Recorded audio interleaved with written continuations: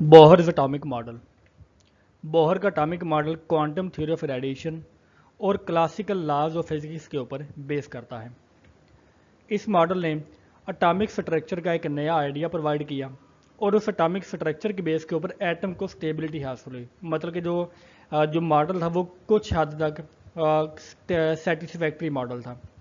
और इस मॉडल ने इस बात को भी एक्सप्लेन किया कि एटम्स में से जो स्पेक्ट्रल लाइंस बनती हैं या वहाँ से जो रेडिएशन एमिट होती हैं वो कैसे होती हैं, क्योंकि जो हमारी स्पेक्ट्रल लाइंस बनती हैं वो डिफरेंट वेवलेंथ के ऊपर बेस करती हैं और डिफरेंट वेवलेंथ किस तरह से हासिल होती हैं वो इस मॉडल के ज़रिए सब कुछ एक्सप्लेन होता है।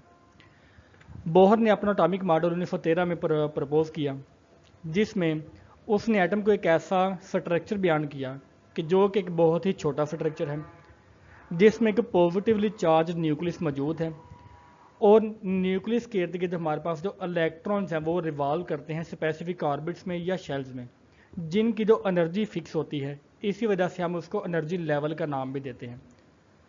इस मॉडल के मुताबिक जो इलेक्ट्रॉन्स हैं वो सिर्फ रिवॉल्व करते हैं, बाकी जितने भी जो हमारे पास फंडामेंटल पार्टिकल्स हो सकते हैं वो सारे के सारे न्यूक्लियस के अंदर मौजूद होंगे।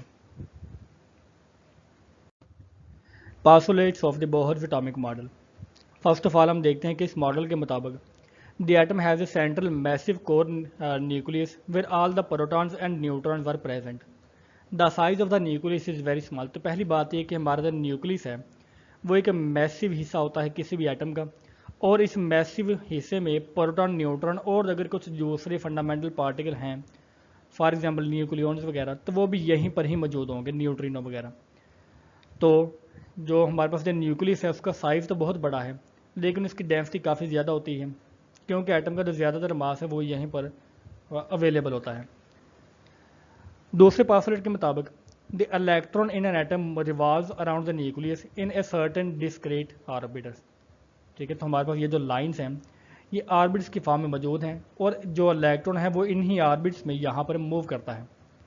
सच orbits are known as the stable orbits और नॉन रेडिएटिंग और stationary orbits.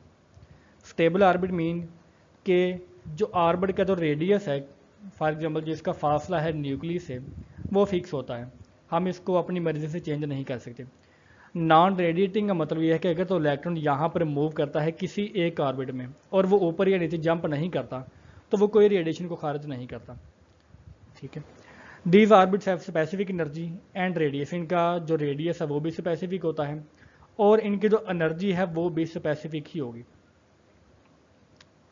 Third postulate, the force of attraction between the nucleus and the electron is equal to the centrifugal force of the moving electron.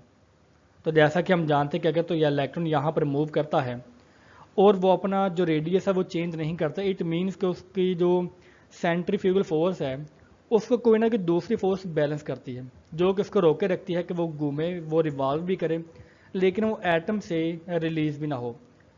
तो वो force of attraction जो है वो nucleus की वजह से होती है और वो force of attraction centrifugal force के इक्वल होगी।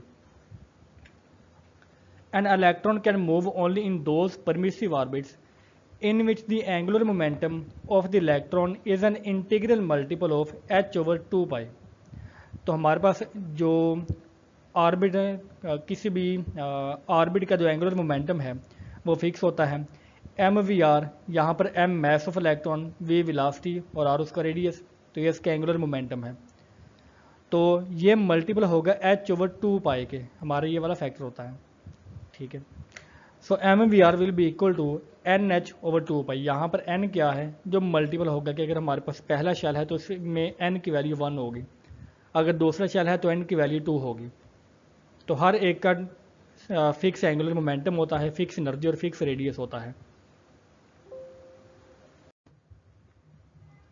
इसी क्वेश्चन में n is an integer which has been called as a principal quantum number. तो हमारे पास जो इलेक्ट्रॉन की एड्रेस को डिफाइन करने के लिए या इलेक्ट्रॉन को कंप्लीटली डिफाइन करने के लिए हमारे पास क्वांटम नंबर्स होते हैं।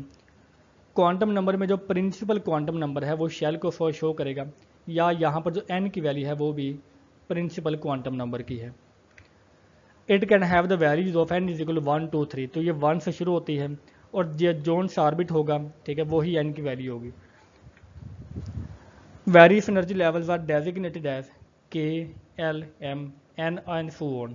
तो हमारे पास जो पहला शेल है हमने इसको नाम दिया हुआ है के शेल का। जो यहाँ पर दूसरा शेल है ये वाला हमने इसको नाम दिया हुआ है एल का, और तीसरा हमारे पास एन होगा। अगर हमारे पास 4 है तो वो एन का शेल होगा। Since the electrons present in these orbits is associated with some energy, these orbits are also called the energy level. तो इसी ऑर्बिट या शेल का एक नया नाम है एनर्जी लेवल, क्योंकि बोहर एटॉमिक मॉडल के मुताबिक इनकी एनर्जी फिक्स होती है, और अगर वो एनर्जी फिक्स है तो हम इनको एनर्जी लेवल भी कह सकते हैं। The permitted values of the angular momentum, ठीक है, तो वो हमारे पास होंगे h/2 पाई पहले शेल के लिए, दूसरे शेल के लिए या दूसरे एनर्जी लेवल के लिए 2h/2 पाई, तीसरे एनर्जी लेवल के लिए 3h/2 पाई, और इसी तरह ये जो है सीरीज चलती रहेगी। The electron is bound to remain in one of these orbits and not in between. तो ये हमारे पास एक इंपॉर्टेंट पॉइंट है कि इलेक्ट्रॉन दो एनर्जी लेवल्स के दरमियान में एग्जिस्ट नहीं कर सकता।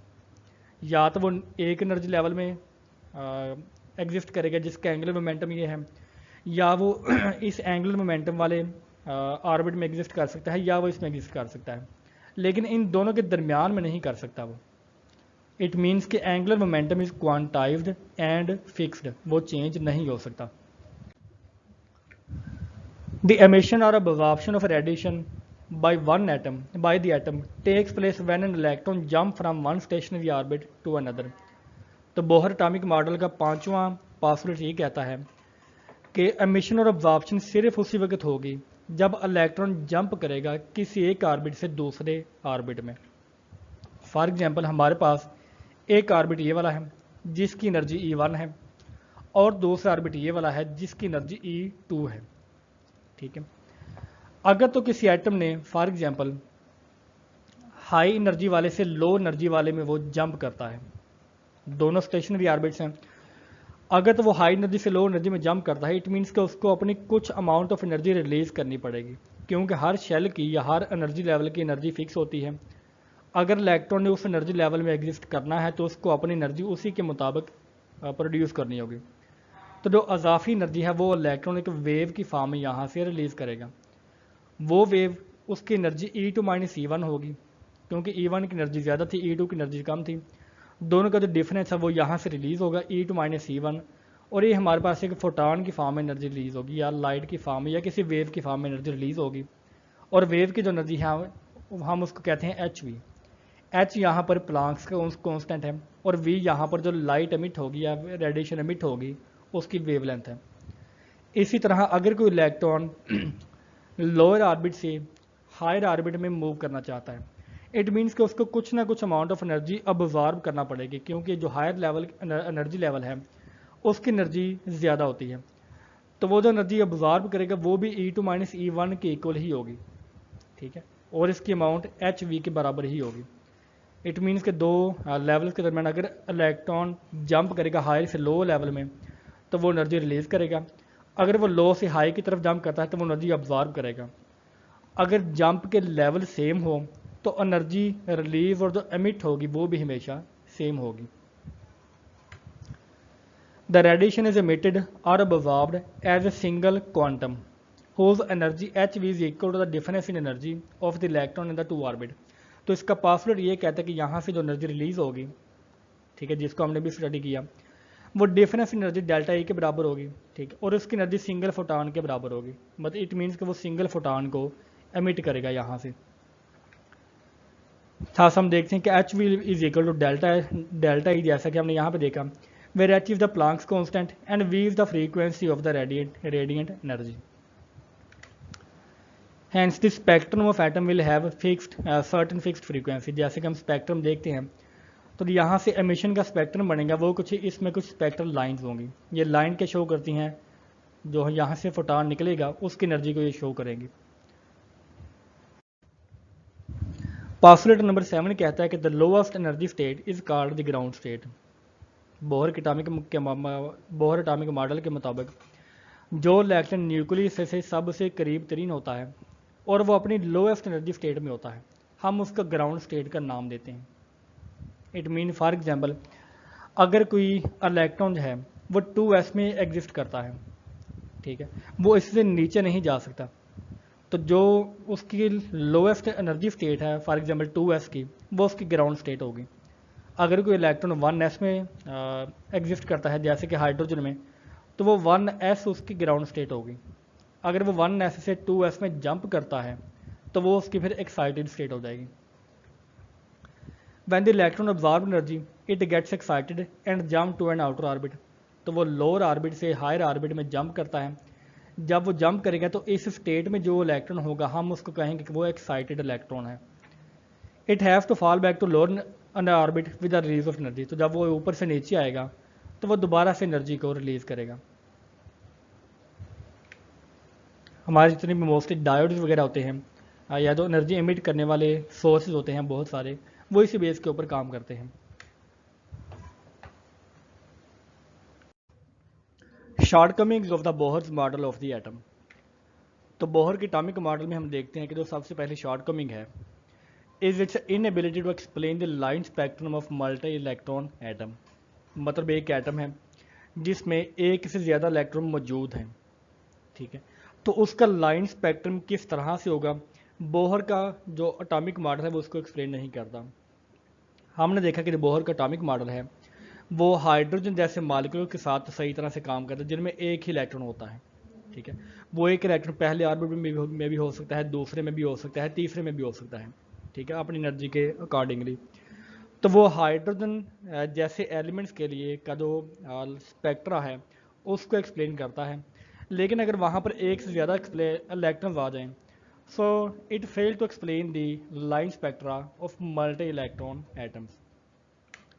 इसकी दूसरी मेजर लिमिटेशन ये है is its inability to explain the splitting of line in the magnetic field, which is the Zeeman effect, and the electric field in the Stark effect. For example एक हमारे पास spectral line ये वाली है।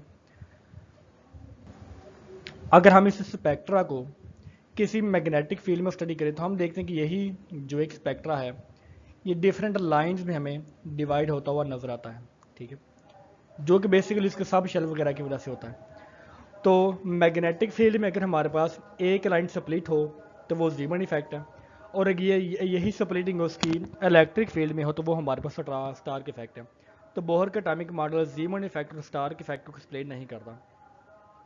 If the source emitting the radiation is placed in a magnetic field or an electric field, it is observed that each line spectral line split into multiple number of lines.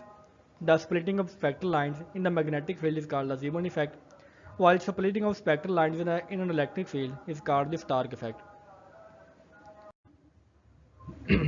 Third हम देखते हैं कि inability to explain the three-dimensional model of the atom. According to the Bohr's model of the atom, the electron move along certain circular paths in one plane. जैसे कि हमारे पास positive होगा nucleus, इसकी एक ऑर्बिट ये वाला होगा, दूसरा ऑर्बिट ये और तीसरा ऑर्बिट इसके बाहर। तो ये हमारे पास वन प्लेनर हमारे पास ऑर्बिट होता है, टू प्लेनर, ठीक है। तो अगर हमने इसका 3D मॉडल देखना हो तो वो इसको एक्सप्लेन नहीं करता, बल्कि जो बोहर का एटॉमिक मॉडल है हम उसको फ्लैट मॉडल ऑफ एटम का नाम भी देते हैं। But with the further studies it is well established that the atom is the three dimensional and not flat as suggested by the Bohr. तो ये भी एक इसकी लिमिटेशन है। नेक्स्ट लिमिटेशन ये है कि inability to explain the shape of the molecule. ये एक एटम की शेप को तो एक्सप्लेन कर सकता है जिसमें एक न्यूक्लियस होता है और कुछ उसके बाहर इलेक्ट्रॉन्स होंगे, लेकिन एक मॉलिक्यूल की शेप किस तरह की है कि जब दो मॉलिक्यूल एटम आपस में ज्वाइन होते हैं तो जो फाइनल मॉलिक्यूल बनेगा उसकी शेप क्या होगी, इसके बारे में बोहर का एटॉमिक मॉडल कुछ भी नहीं बताता। We know that in the covalent molecules the bonds have directional characteristics, वो डायरेक्शनल होते हैं। For example atom are link to each other in the particular direction and have to possess definite shape. Bohr's model is not able to explain this characteristic.